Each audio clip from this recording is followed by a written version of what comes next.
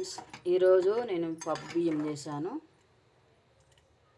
కొంచెం పెసరపప్పు, కందిపప్పు, శనగపప్పు, బియ్యం 2 పాలు, ఇవి ఒక పాలతో కలిపి ఒక చిన్న గ్లాసు తీసుకున్నాను.